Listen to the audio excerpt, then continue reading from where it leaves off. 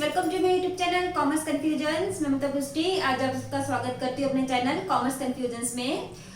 तो बच्चों, हमने पहले स्टार्ट किया था अपना जो क्लास 11th का, जो हमने बड़े सारे टॉपिक्स हम स्टार्ट कर चुके हैं। तो जो आज का हमारा टॉपिक है वो था हमारा ट्रायल बैलेंस के ऊपर। जो मैंने बताया था ट्रायल बैलेंस तो मैं करवा चुकी थी।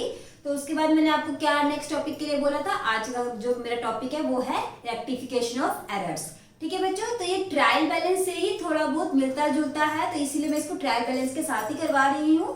किसी बुक्स में ट्रायल बैलेंस अलग चैप्टर है, रेक्टिफिकेशन ऑफ एरर्स जो है वो अलग चैप्टर है, लेकिन और कहीं कहीं पे ये दोनों एक ही चैप्टर पे बताया गया है। तो आप क्या करो, क्योंकि ये इंटररिलेटेड है तो इसीलिए मैंने इसको ट्रायल बैलेंस के साथ ही, इसके ट्रायल बैलेंस के जो करवा चुकी हूँ उसके बाद नेक्स्ट मैं आपको रेक्टिफिकेशन ऑफ एरर्स ही करवा रही हूँ। ठीक है बच्चों, तो सबसे पहले स्टार्ट करने से पहले तो हम ये समझते हैं कि जैसे यहाँ पे आपको दिख रहा है रेक्टिफिकेशन ऑफ एरर्स। एरर्स से तो आप समझते ही होंगे, एरर्स का मतलब होता है गलती। ठीक है ना। ट्रायल बैलेंस हम क्यों बनाते हैं, किसी मीन्स की हम अर्थमेटिकल एक्यूरेसी को जानने के लिए, क्योंकि आपको पता है अकाउंट्स भी कौन करते हैं, हम लोग ही करते हैं। तो हम लोगों से भी गलती हो सकती है, जरूरी नहीं है अकाउंटेंट कोई गलती नहीं कर सकता। तो ठीक है ना, तो ये गलती जो है वो एक नेचुरल फिनोमिना है, गलती किसी से भी हो सकती है। ठीक है, तो अकाउंट्स में गलती को जानने के लिए कि कैसी कैसी गलतियां हो सकती हैं, तो वो एरर्स होगी। और एरर्स को हम कैसे रेक्टिफाई करेंगे, रेक्टिफाई करने का मतलब होता है उस गलतियों को हम कैसे सुधारेंगे, सो दैट हमारा अकाउंट जो है, फाइनल अकाउंट जो है वो ठीक आए, कि फाइनल अकाउंट जो है वो एक ट्रू पिक्चर हमें बताए। तो वो उसको जानने के लिए हम क्या करते हैं, रेक्टिफिकेशन ऑफ एरर्स जो है करते हैं। ठीक है, तो रेक्टिफिकेशन का मतलब होता है रेक्टिफाई करना, यानी कि गलतियों को सुधारना। ठीक है, तो एरर्स, अब सबसे पहले हम बात करेंगे पहले एरर्स की, फिर इसको किस तरीके से रेक्टिफाई करते हैं उसके बारे में उसके ऊपर आएंगे। ठीक है, तो एरर्स बच्चा क्या होता है, एरर्स यहाँ पे जो है अकाउंट्स में 4 टाइप्स के होते हैं। ठीक है, कौन कौन से होते हैं यहाँ पे बताती हूँ पहले मैं। एरर्स जो हैं आपके कितने टाइप्स के होते हैं, 4 टाइप्स के होते हैं। ठीक है, सबसे पहला हो गया आपका एरर ऑफ कमीशन। ठीक है, एरर ऑफ कमीशन। फिर हो गया एरर ऑफ प्रिंसिपल। ठीक है, एरर ऑफ प्रिंसिपल। फिर हो गया आपका, यहाँ पे मैं लिखती हूँ कंपनसेटिंग एरर। ठीक है, कंपनसेटिंग एरर। फिर हो गया error of omission, error of omission. अभी क्या है वो समझो आप। ठीक है, एक एक हम समझते हैं। देखो, सबसे पहले जो मैंने बात की एरर ऑफ कमीशन, यानी कि कमीशन का मतलब गलती, क्लरिकल गलतियां जो होगी, जैसे कि मैंने बताया था आपको, जैसे हम यहाँ पे करते हैं ना जर्नल से लेजर पोस्टिंग, देन उसके बाद हम ट्रायल पे जाते हैं या उसके बाद हम फाइनल अकाउंट्स बनाते हैं। ठीक है ना, तो क्या होता है कि जब हम यहाँ पे, तो मैंने छोटे छोटे क्वेश्चंस करवाए हैं, जब आप डेली लाइफ में जाओगे या फिर आप जब डेली बिजनेस के रिकॉर्ड्स देखोगे तो बहुत सारे ट्रांजेक्शन्स होती हैं। तो उसके लिए हमें एक बड़ी बुक चाहिए होती है, जो हमारी बुक्स होती है नोटबुक्स टाइप, लेजर बुक्स होती है बड़ी बड़ी।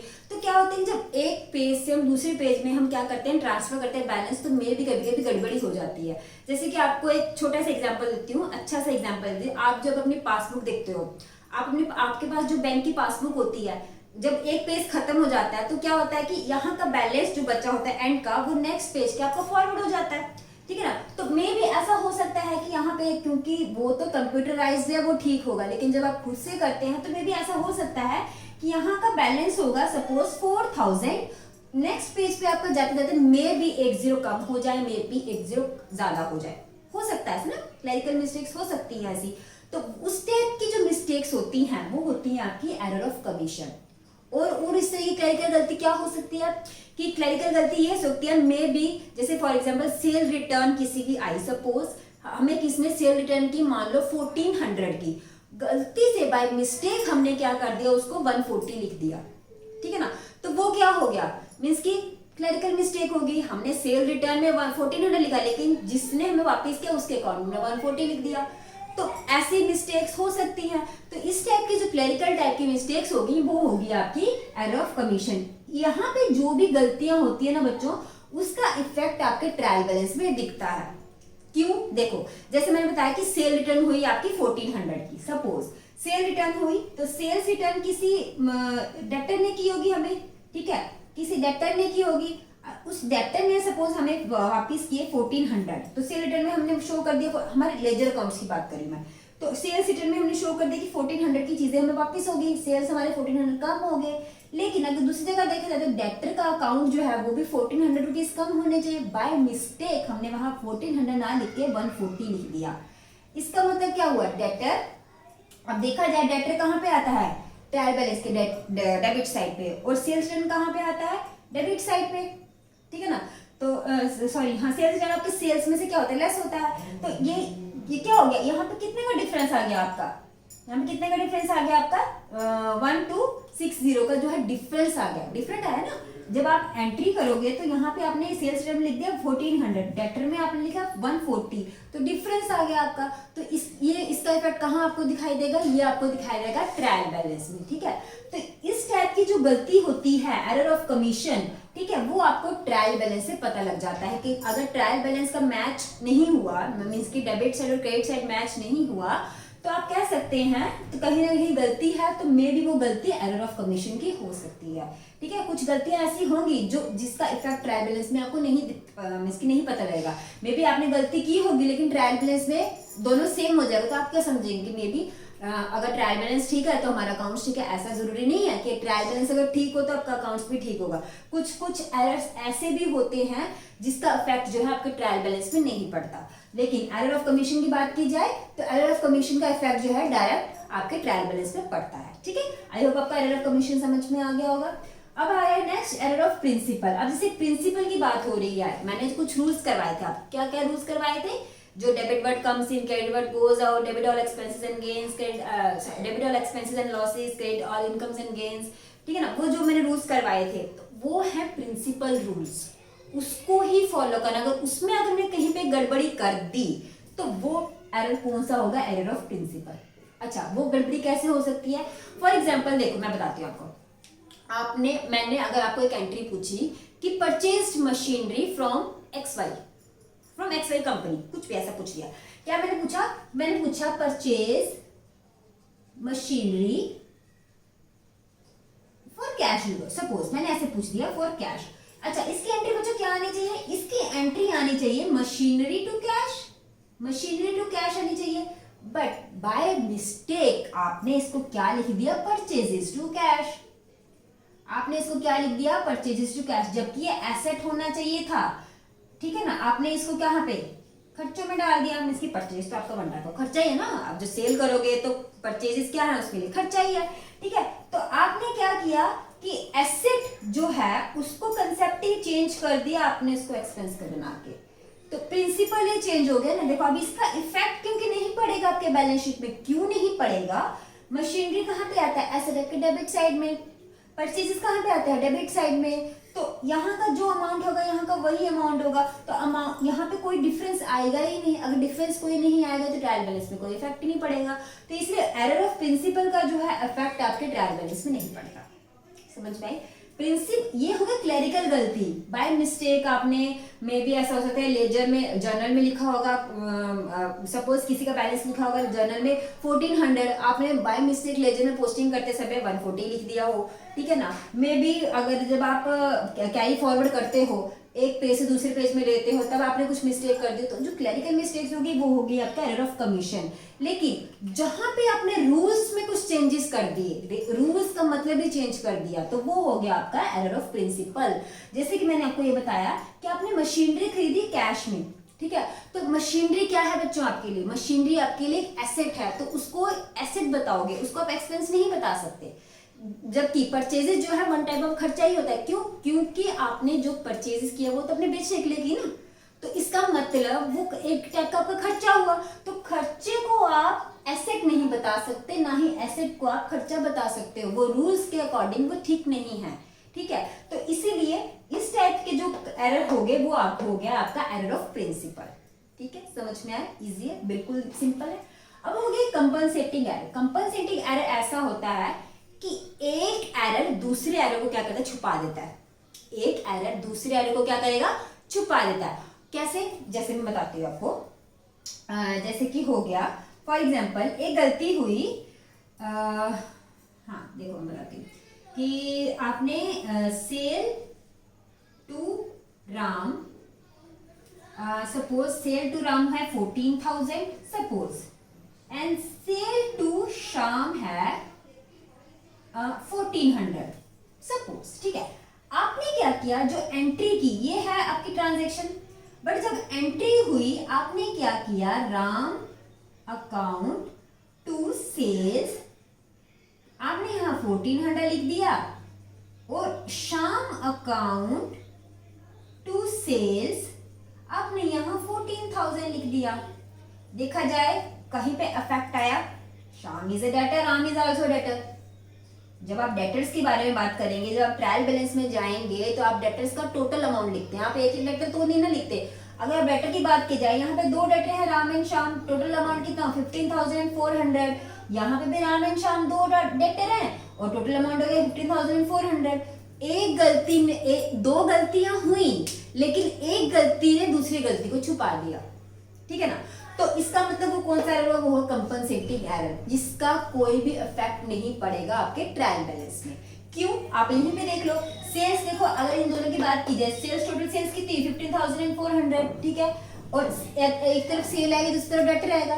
तो डेटर क्या है, डेटर कौन है हमारा, राम एंड श्याम। आप जब ट्रायल बैलेंस में लिखते हो, आप एक एक राम श्याम जो भी है आप ऐसे डेटर नहीं लिखते, आप टोटल डेटर का फुल अमाउंट लिखते हो। तो डेटर में टोटल अमाउंट कितना आएगा 15,400, वहां पे सेल 15,400, यहाँ पे डेटर 15,400, ट्रायल बैलेंस इक्वल होगी। तो इसका मतलब आप ये समझेंगे हमने कोई गलती नहीं की, लेकिन गलती तो हुई है। कैसे, जबकि राम ने लिया है 14,000, श्याम ने लिया है 1,400, तो आपने राम को 1,400 लिख दिया, श्याम को 14,000 लिख दिया, तो गलती तो हुई ना। दोनों गलतियां हुई, लेकिन एक गलती ने दूसरी गलती को कवर अप कर दिया, ठीक है। तो वो हो गया क्या, कंपनसेटिंग एरर, ठीक है। चलो नेक्स्ट आता है आपका एरर ऑफ ओमिशन। ओमिशन से तो आप मतलब समझते ही होंगे। ओमिशन का मतलब होता है भूल जाना, गलती से हम भूल गए। अब भूल जाने में 2 तरीके का होता है, या तो कंप्लीटली भूल जाओ, या तो कुछ एंट्री हुई है जिसको कंप्लीटली भूल जाओ। तो अगर आप कंप्लीटली भूल गए तो ऑब्वियसली बात है, ट्रायल बैलेंस में कोई इफेक्ट ही नहीं पड़ेगा। लेकिन अगर आप आधा भूले हो, आधा भूलने का मतलब क्या है, देखो मैं बताती हूँ।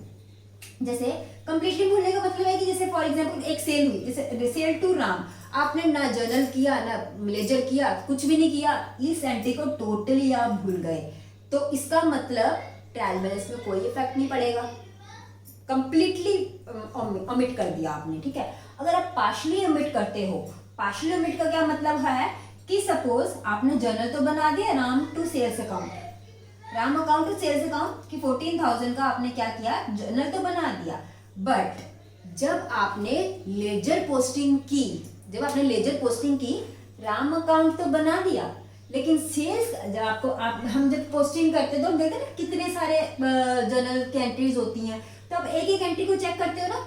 मैंने तभी बोला ना सीरियल वाइज करते जाओ, मे भी कोई एंट्री छूटनी नहीं चाहिए, कोई भी एक अकाउंट छूटना नहीं चाहिए। तो मे भी ऐसा हो सकता है कि आपने राम का अकाउंट बनाते समय ये वाली एंट्री में से राम तो ले लिया, बट जब सेल्स कर रहे थे, सेल्स अकाउंट जब आप पोस्टिंग कर रहे थे, आपने सारी सेल्स उठाई, बट ये वाली सेल्स आप लेना भूल गए, ये वाली सेल्स आप लेना भूल गए। तो इसका मतलब इस एंट्री से ये एंट्री दे गई, बट ये एंट्री रहेगी, तो इसका मतलब पार्शियली ओमिट हो गया, ठीक है ना। तो अगर ये ओमिट हो गया, देखा जाए तो एक चीज पड़ेगी एक चीज नहीं पड़ी, तो ट्रायल बैलेंस में क्या होगा, इफेक्ट आएगा। तो इसका मतलब पार्शियली ओमिशन अगर होगा तो ट्रायल बैलेंस में इफेक्ट होगा, लेकिन अगर फुल्ली कंप्लीट ओमिट हो जाएगा तो ट्रायल बैलेंस में कोई इफेक्ट नहीं पड़ेगा, ठीक है ना बच्चों। तो आई होप आपको ये एरर्स जो है वो समझ में आया होगा कि एरर ऑफ कमीशन हो गया, क्लरिकल की कोई गलती होगी बाय मिस्टेक, जो कि नॉर्मली हो सकती है, किसी भी इंसान से मे भी हो सकती है, कि जिस मे भी ऐसा कह सकते हैं हम केयरलेसनेस की वजह से हो सकती है, मे भी कुछ भी हो सकता है, कोई भी रीजन हो सकता है कि जिसकी वजह से जो है क्या हो सकता है, गलती हो सकती है। तो वो हो गया एरर ऑफ कमीशन, जहां पे क्लरिकली मिस्टेक हुई। एरर ऑफ प्रिंसिपल हो गया क्या, कि जहां पे आपने क्या किया, रूल ही चेंज कर दिया, आपने एसेट को एक्सपेंस बना दिया, एक्सपेंस को एसेट बना दिया। मे बी एक और अगर मैं एग्जांपल लूं कि आपने क्या किया, जैसे कि मैं बताती हूँ, wages paid for installation of machine. एक मशीनरी आई, आप अगर ध्यान से समझो, हम जब मशीनरी लेके आते हैं, मशीन की बात छोड़ो, मैं यहाँ पे सपोज चलो मशीन ले लो, कोई भी मशीन ले सकते हो आप, ठीक है। अगर फैक्ट्री में कोई मशीन लगती है, ठीक है, आपने बाहर से मशीन परचेज की, सपोज मशीन की कॉस्ट हुई 1 लाख, सपोज मशीन की कॉस्ट हुई 1 लाख। उस 1 लाख को आप मतलब कि जहां से आपने परचेज किया वहां से आप अपनी शॉप तक लाओगे, उस मशीन को आप वहां से अपनी शॉप तक लाओगे तो गाड़ी का खर्चा पड़ा। सपोज उस गाड़ी वाले ने उस कैरेज ने लिया 5000 रुपीज, ठीक है। फिर जब मशीन आप लाओगे तो मशीन को कहीं ना कहीं तो फिट करोगे ना। मशीन तो जब तक मशीन यूज पे नहीं आई है उसके ऊपर कोई ना कोई खर्चा होगा। मे बी आप मशीन जब लाओगे ऐसे रख दोगे तो मशीन तो नहीं ना चल पड़ेगी, उसको कहीं ना कहीं फिट करना पड़ेगा। तो जब आप फिट करोगे कोई आदमी आएगा, किसी को आप बुलाओगे, वो उसको फिट करेगा, वो होता है इंस्टॉलेशन चार्जेस, ठीक है। उस बंदे ने पैसे लिए, जिसको भी आप बुलाओगे मशीन को फिट करने के लिए वो आपसे पैसे लेगा, तो वो वन टाइप ऑफ वेजेस ही हुआ, लेकिन आपने उसको इंस्टॉल करने के लिए वेजेस दिया, ठीक है। अब जब मशीन आपकी रेडी होगी तब तक का जो खर्चा है वो सारा मशीनरी अकाउंट में जाता है, वो आपका सारा कैपिटल एक्सपेंडिचर होता है, ठीक है। इसका क्या मतलब है, कैपिटल एक्सपेंडिचर, रेवेन्यू एक्सपेंडिचर, मैं आपको नेक्स्ट क्लास में आपको बताऊंगी कैपिटल और रेवेन्यू एक्सपेंडिचर क्या होता है। वो भी मैंने आपको शायद अपने बेसिक क्लास में बताया ही हुआ है, फिर से आपको थोड़ा सा नेक्स्ट क्लास में आपको बता दूंगी, ठीक है। बेसिक आप अगर देखना चाहें तो मैं अपने डिस्क्रिप्शन लिंक में आपको बता दूंगी।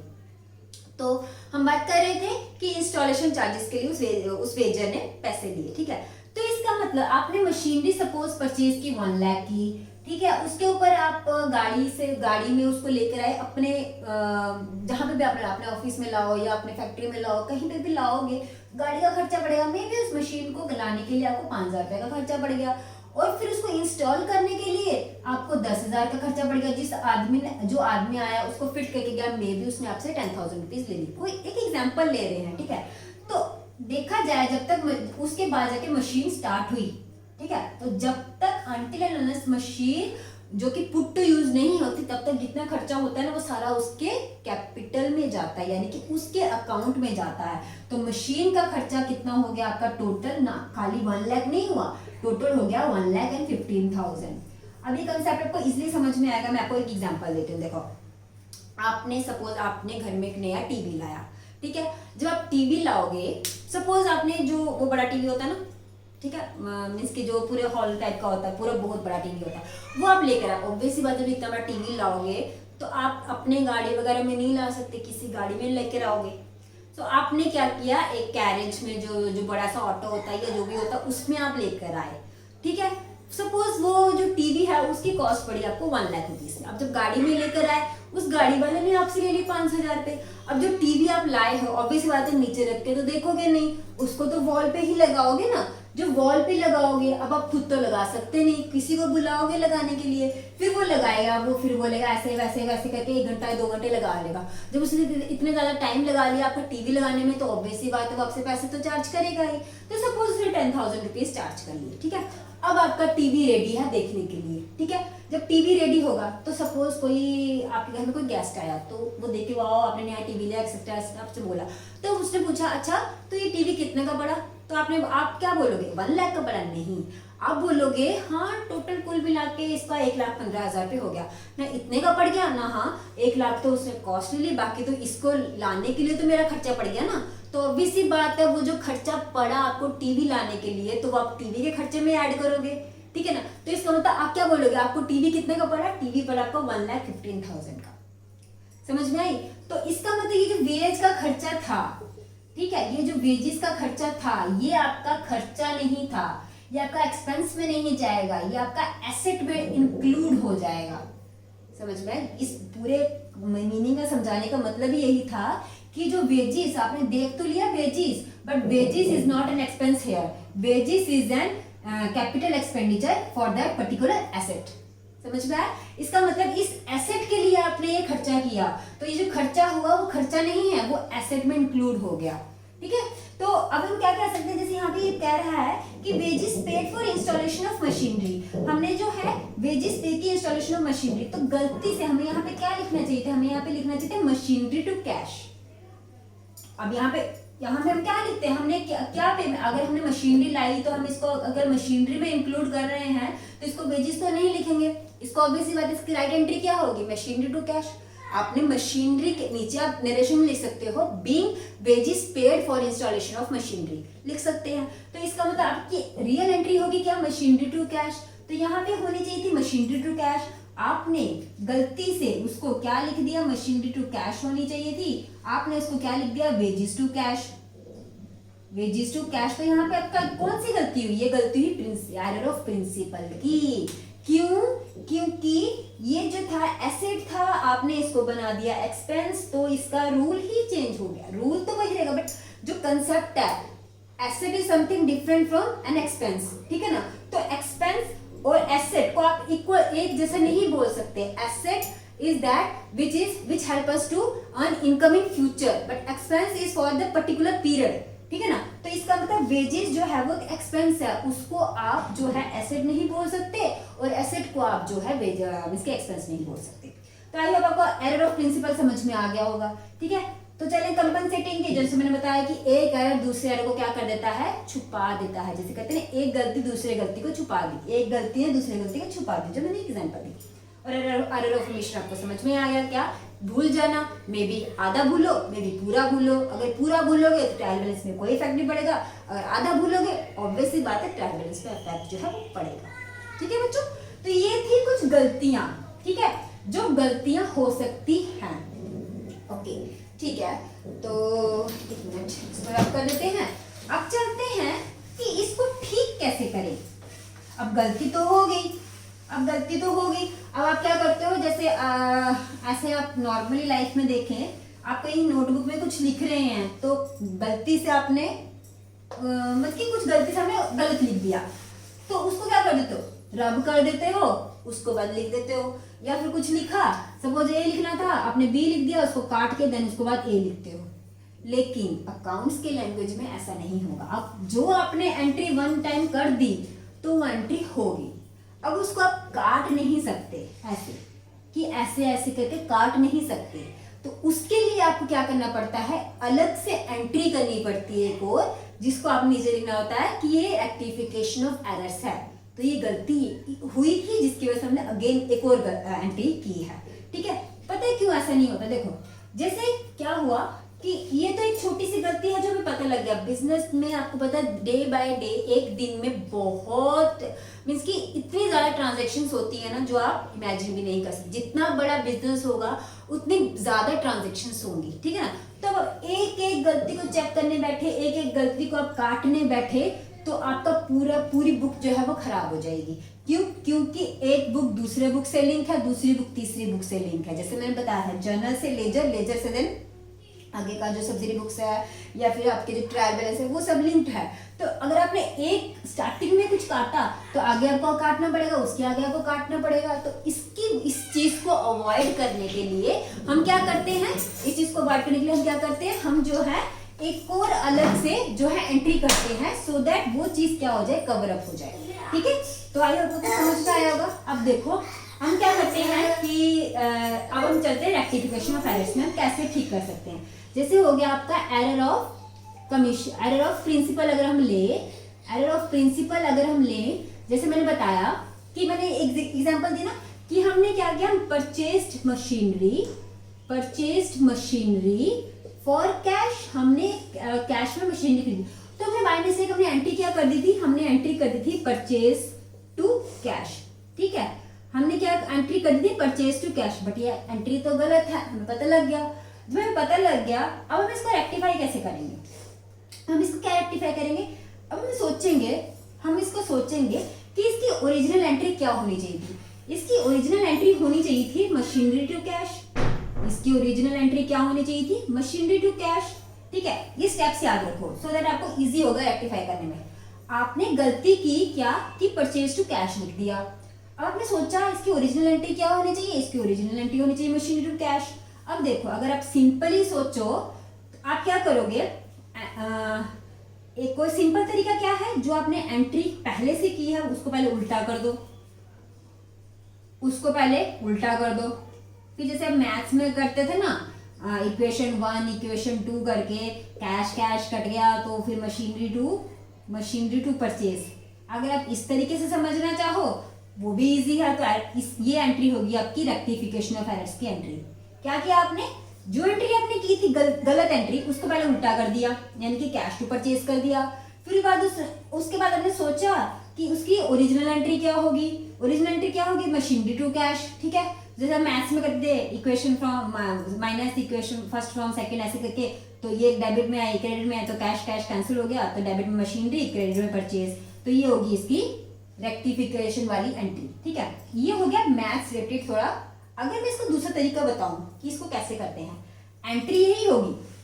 थोड़ा सोचो, थोड़ा अगर आप माइंडफुल सोचो कि एंट्री ऐसी क्यों हुई, इसके अंदर कंसेप्ट में जाओ तो देखो बच्चों, आपने क्या किया था, परचेज किया, परचेज को आपने डेबिट किया था, कैश को आपने क्रेडिट किया था। ऑब्वियसली बात, जब ओरिजिनल एंट्री देखा तो कैश तो क्रेडिट होना ही था, तो इसका मतलब कैश में कोई इफेक्ट नहीं आया होगा, कैश के लेजर में कोई इफेक्ट नहीं आया होगा। क्यों? क्योंकि आपने कैश यहाँ पे 4000 दिया था, लेकिन आपको देना भी 4000 ही था, अमाउंट में तो कोई डिफरेंस ही नहीं था। इसका मतलब कैश में कोई इफेक्ट नहीं आया था, इसका मतलब आपने कैश को कुछ करना ही नहीं था। आपने एंट्री ही क्यों करनी है, आपने एंट्री उसको उस चीज को ठीक करनी है जहां पे गलती हुई है। कैश में तो कोई गलती ही नहीं हुई, कैश में कोई गलती ही नहीं हुई, तो इसका मतलब आप कैश को भूल जाओ। गलती कहाँ हुई है, यहाँ पे आना चाहिए था मशीनरी, यानी कि मशीनरी अकाउंट बढ़ना चाहिए था, मशीनरी अकाउंट क्रिएट होना चाहिए था। तो जो क्रिएट होना चाहिए था उसको क्रिएट कर दो, जो क्रिएट होना चाहिए था उसको क्रिएट कर दो, यानी कि मशीनरी अकाउंट को क्रिएट कर दो। उसके बाद जो एक परचेज अकाउंट आपने क्रिएट किया था, यानी कि उसको डेबिट किया था, तो उसको आप क्या करोगे, उसकी उल्टी एंट्री करोगे, खत्म कर दोगे। यानी कि आपने इसको डेबिट किया, उसको क्रेडिट कर दो, प्लस माइनस होके खत्म हो गया। तो ये है कंसेप्ट, बेसिक कंसेप्ट क्या है। आपको बुक में कुछ इसकी बुक में जो है आपको स्टेप्स बताया जाएगा कि ऐसा करो, देन उल्टा करो, फिर इसको प्लस माइनस करके ऐसे करो। तो वो एक क्या है, इजी मेथड है आपको जस्ट एक समझने के लिए। लेकिन अगर वो कंसेप्ट में जाना है कि एंट्री ऐसे क्यों आई, तो आपको ऐसे कंसेप्ट समझना है। कैसे कि आपने गलत एंट्री क्या की, परचेज टू कैश, आप उसकी ओरिजिनल एंट्री क्या होनी चाहिए, मशीन टू कैश। तो आपको देखा जाए तो कैश में कुछ चेंजेस नहीं आई हैं, कैश में जितना था उतना ही है। चेंजेस कहाँ पे आई, जहां पे मशीनरी लिखना था वहां पे आपने परचेज लिख दिया, तो इसका मतलब एक मशीनरी अकाउंट क्रिएट करना पड़ेगा आपको, तो वो आपने कर दिया। तो जो परचेज आपने क्रिएट किया था उसको कैंसिल करना पड़ेगा, उसको कैंसिल कैसे करें, उसकी उल्टी एंट्री करके, यानी कि परचेज अगर आपने डेबिट में रखा है तो यहाँ पे क्रेडिट में लिख दो। तो ये है आपकी रियल एंट्री, जिसको आप कह सकते हैं, इसकी नरेशन मिलके कह सकते हैं be rectification of errors made, simple. ठीक है, तो आई होप आपको समझ में आया होगा कि एरर ऑफ प्रिंसिपल की जो है गलती कैसे ठीक हो सकती है।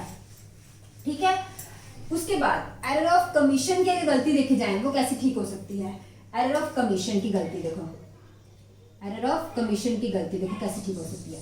एरर ऑफ कमीशन की गलती क्या होगी, देखो गलती ऐसे हो सकती है कि जैसे मैं बताऊं एग्जाम्पल, जैसे कि sales return of rupees 1400 from Ajit, but wrongly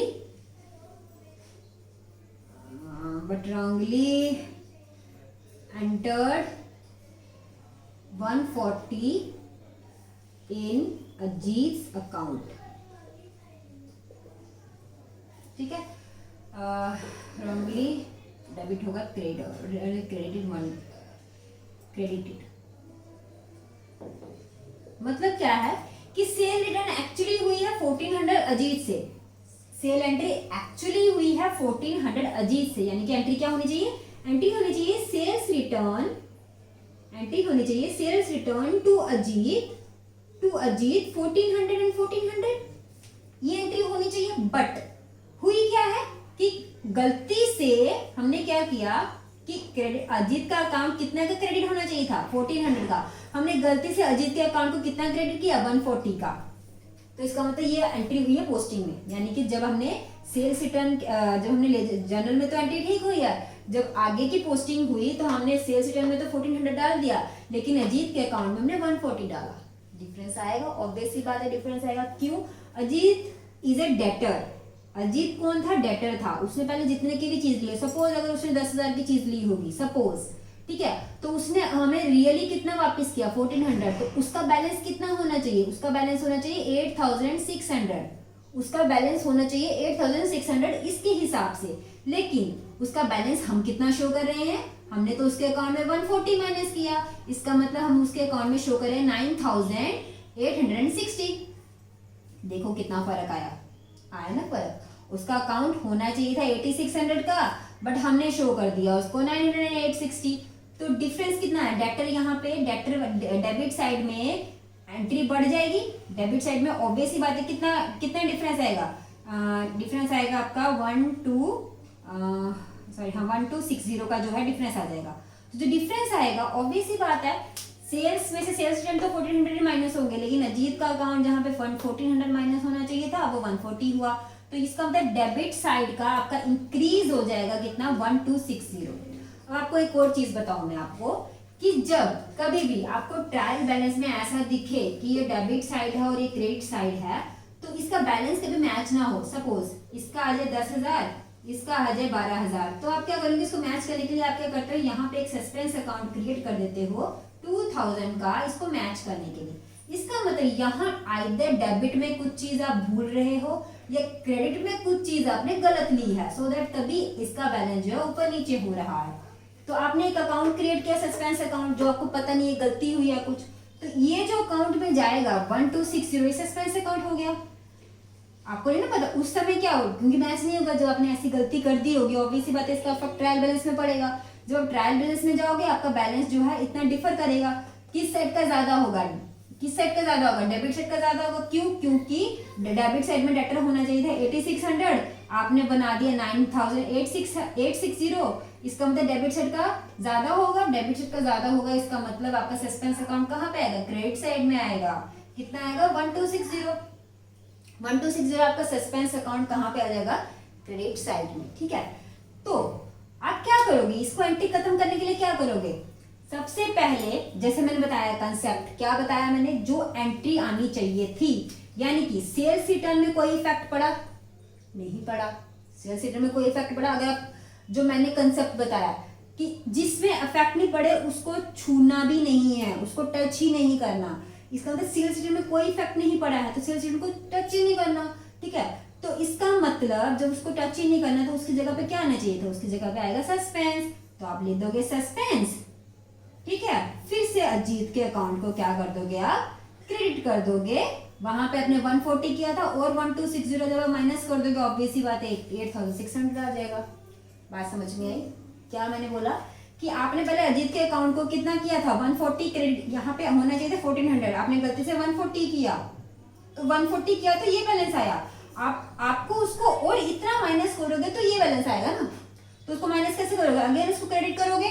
अगर इसको क्रेडिट करोगे, लेकिन वो उसका डेबिट कहाँ जाएगा? सस्पेंस में। क्यों? क्योंकि आपका सस्पेंस अकाउंट इसकी वजह से क्रिएट हुआ था। ठीक है, तो इसलिए आप इसको क्या लिखोगे? Suspense to Ajit 1260। ठीक है, समझ में आया? ये हुआ एरर ऑफ कमीशन। ठीक है, अगर आप ओमिशन की बात करें तो ओमिशन तो ऑब्वियस बात आप भूल चुके हो, आप अगेन एंट्री कर दोगे तो ओमिशन आ जाएगी। ओमिशन में कोई रेक्टिफाई अगर होगी तो जो ओरिजिनल एंट्री होगी वही कर दोगे तो फिर रेक्टिफिकेशन होगी। कैसे?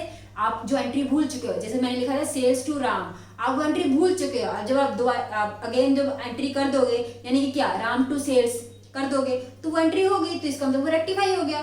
ठीक है ना, तो वो जो एंट्री हमने कर दिया वो होगी एरर ऑफ ओमिशन की, और कंपनसेटिंग एरर भी उसी टाइप से रिलेटेड है। तो कुछ यहाँ पे मैंने एंट्री की है। ठीक है, तो कंसेप्ट समझ में आया होगा। आई नो थोड़ा टिपिकल कंसेप्ट हैं आज जो मैंने पढ़ा रही हूँ, थोड़ा सा आपको डिफिकल्ट में भी लग भी रहा होगा, लेकिन अगर आप ध्यान से समझेंगे, बार बार इस वीडियो को देखेंगे तो आपको बहुत अच्छे से समझ में आ जाएगा। और इतना भी डिफिकल्ट नहीं है, बहुत ही इजी चैप्टर है रेक्टिफिकेशन ऑफ एरर्स। ठीक है, चलो अब हम अपने क्वेश्चन पे चलते हैं। क्वेश्चन हमारा क्या बोलता है कि रेक्टिफाई द फॉलोइंग एरर्स, हमें इन एरर्स को क्या करना है? रेक्टिफाई करना है। अब जरा ध्यान से देखिए क्या लिखा है कि credit sales to Mohan ₹7,000 were not recorded. अब आप क्या करो, जैसे इसमें एंट्री करते जा रहे हो ना, आप भी देखते जाओ कि कौन सा एरर हो सकता है। देखो क्या बोल रहा है, क्रेडिट सेल जो मोहन को किया था हमने 7,000 का, वो हमने रिकॉर्ड ही नहीं किया। अब देखो हमने रिकॉर्ड ही नहीं किया, इसका मतलब हम भूल गए, तो भूलने का मतलब क्या है? Error of omission. तो इसका मतलब ये ओमिशन वाली गलती है।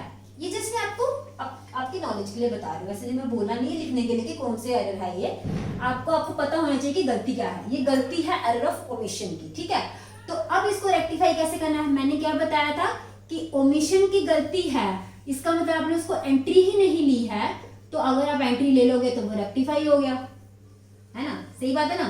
तो अगर आप एंट्री उसकी ले लोगे तो वो क्या हो गया, रेक्टिफाई हो गया। चलो तो उसकी एंट्री ले लेते हैं, सिंपल सी बात है। तो एंट्री क्या होगी, क्रेडिट सेल्स टू मोहन, तो जर्नल क्या होगा इसका, Mohan to sales, Mohan account debit to sales account, ठीक है ना। तो कितने का, 7,000 का। तो इसको आप लिखेंगे बीइंग एरर्स रेक्टिफाइड,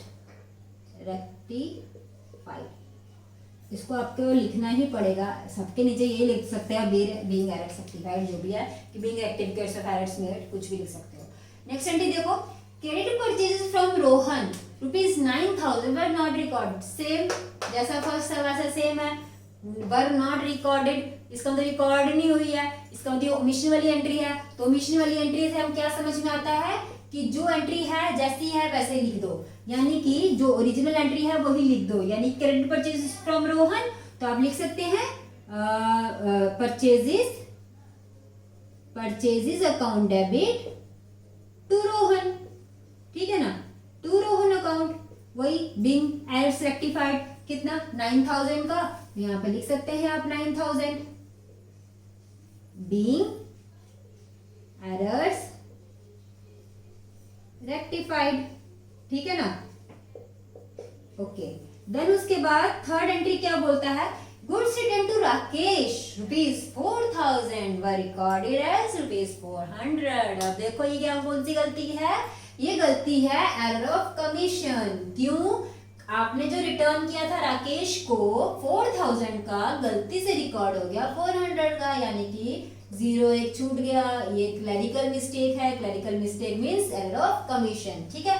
अब कमीशन से याद आए आपको, तो आप देखो आपने क्या किया, गुड्स रिटर्न टू राकेश, आपको राकेश को वापस करने थे 4,000, आपने राकेश के अकाउंट डाले 400, और आपको राकेश के अकाउंट में कितने डालने हैं, और आपको राकेश के अकाउंट में डिफरेंस कितना है, 3600 का। तो आप क्या लिखेंगे, गुड्स रिटर्न टू राकेश, आपने रिटर्न किया, आप रिटर्न क्या करोगे, परचेज रिटर्न करोगे, तो इसका मतलब आप क्या लिखोगे, राकेश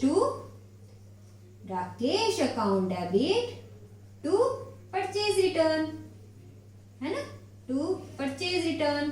तो इसका मतलब कितने का डिफरेंस है वो, 3600, तो आप यहाँ पे 3600 लिख दोगे, ठीक है। बीइंग एरर रेक्टिफाइड वही आप लिख सकते हैं, ठीक है।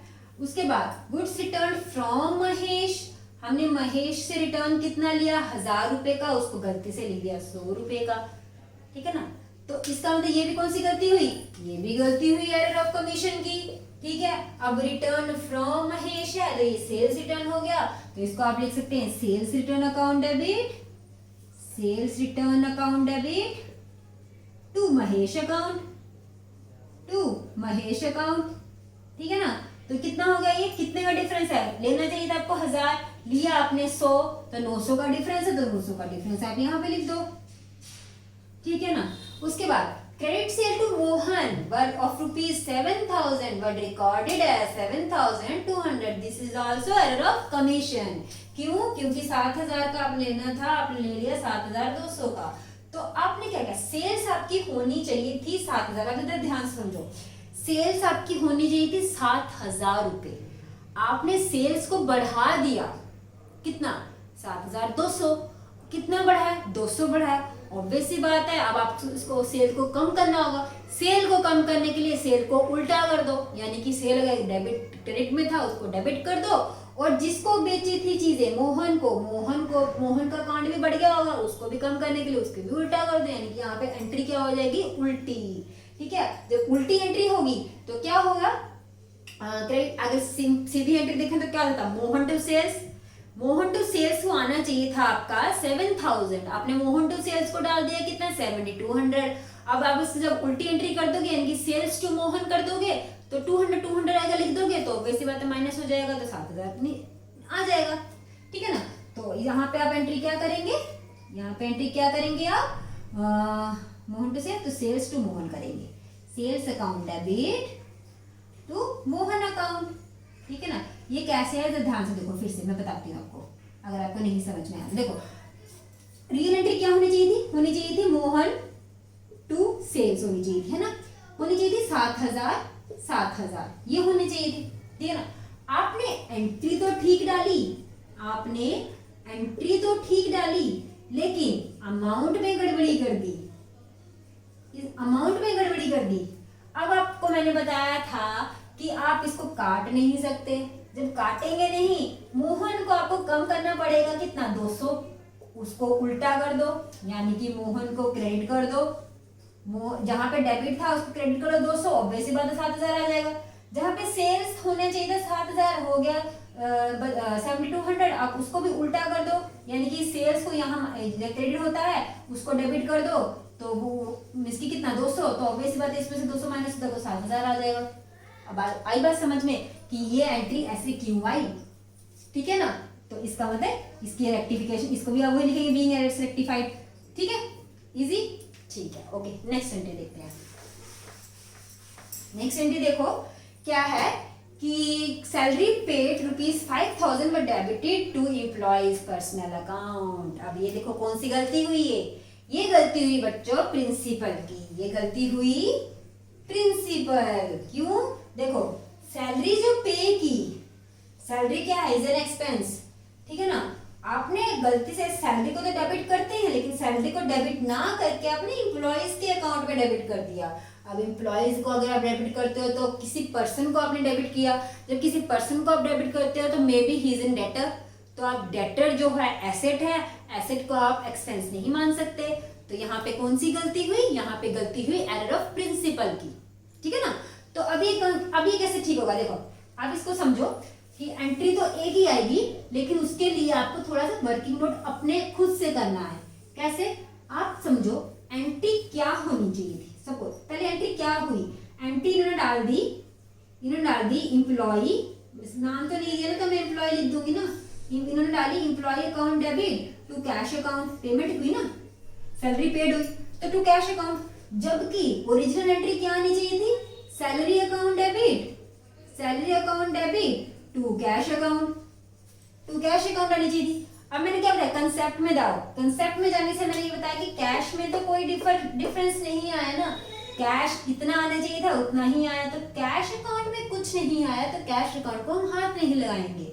इसका मतलब हमको क्या चेंज करना है, हमें लाना है सैलरी, तो सैलरी को डेबिट कर दो, ठीक है ना, और जो एम्प्लॉय को आपने डेबिट किया था उसको हमने हटाना है तो उसको क्रेडिट कर दो, ठीक है ना, उसको क्रेडिट कर दो। अदरवाइज जो मैंने आपको फॉर्मूला बताया था स्टेप बाय स्टेप 2, क्या बताया था कि इसकी वाली उल्टी एंट्री करो, कैश टू एम्प्लॉय, तो first and second, from first and second cash cancel, तो सैलरी टू एम्प्लॉय, जैसे आपको समझ में आए, बट मेरे हिसाब से आपको कंसेप्ट समझना चाहिए, ठीक है ना। क्या कहते हैं वो आपका जो स्टेप्स हैं वो भी ठीक है, गलत नहीं है, बट अगर कंसेप्ट में जाओ कि एंट्री ऐसे क्यों हुई, तो कंसेप्ट इसका यही है, ठीक है। तो इसका मतलब एंट्री क्या होगी, इसकी एंट्री होगी इसकी salary account debit to employee account, salary account debit to employee account, कितना हो गया आपका 5,000 का, ठीक है, 5,000 का बीइंग एरर्स रेक्टिफाइड, वही लिख सकते हो आप, इसमें कुछ बात नहीं है, ठीक है। अब देखो नेक्स्ट एंट्री, लास्ट है आज के लेक्चर का, थोड़ा ज्यादा हो गया मुझे पता है। सो देखो cash paid to Babu ₹1,500 was posted to Sabu's account. अब देखो ये एंट्री कौन सी है, ये गलती कौन सी है बताओ,